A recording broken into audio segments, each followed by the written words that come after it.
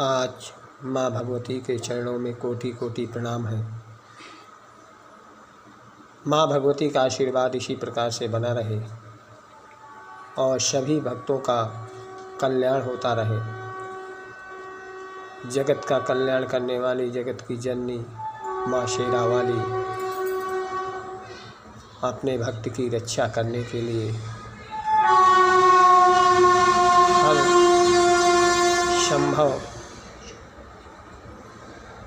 प्रयास होता रहता है।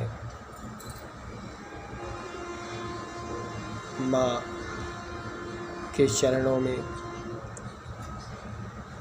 माँ के चरणों की धूली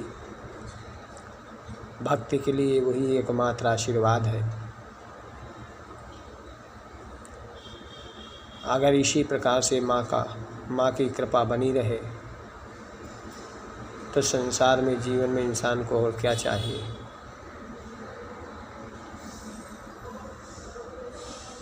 भक्तों के कल्याण के लिए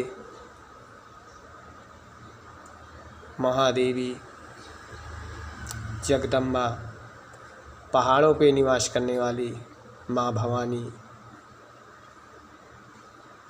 सभी भक्तों का कल्याण करती हैं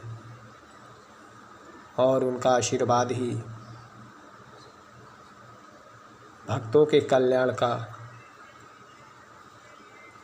प्रभुत्व होता है। जो संसारिक जीवन में आता है और चला जाता है, फिर भी उसका मोह माया संसार से लगा हुआ है, इसलिए यही तो बंधन का कारण है। एक बार माँ भगवती के चरणों में जाने के बाद उसके सारे मोह माया नष्ट हो जाते हैं और वो माँ भवानी का होकर के ही रह जाता है। माँ सदा अपनी कृपा बरसाते रहे और भक्तों का कल्याण करती रहे। यह विधि का विधान जो माँ ने रचा है, संसारिक जीवन में आता और जाता रहेगा, मगर जो माँ का आशीर्वाद है वो जीवन में एक बार ही मिल पाता है। बहुत कम ऐसे भक्त होते हैं जिनको माँ का आशीर्वाद प्राप्त हो सके और उनका कल्याण हो सके। कितने वर्षों तक हम तप करते हैं, तप करते हुए भी हमें उसका आधार प्राप्त नहीं हो पाता है। आज दिन गुरुवार, तिथि द्वादशी शाम को 8:44 तक रहेगी। इसके बाद त्रयोदशी प्रवेश करेगी। ज्योतिष गणना के अनुसार से यह सभी भक्तों को सूचित किया जा रहा है। अब हमें माँ भगवती के दुर्गा भागवत का पाठ करना है और माँ का आशीर्वाद प्राप्त करना है।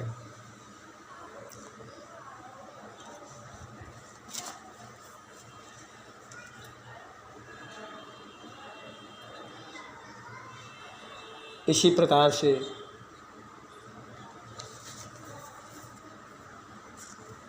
माँ का आशीर्वाद प्राप्त होता रहे और दुर्गा भागवत का पाठ इस प्रकार से।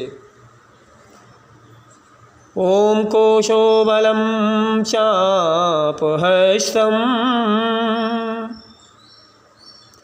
तत्रापि शुपुरे तथा मृगव्यञ्जनो हतश्वान्तो स भूपति।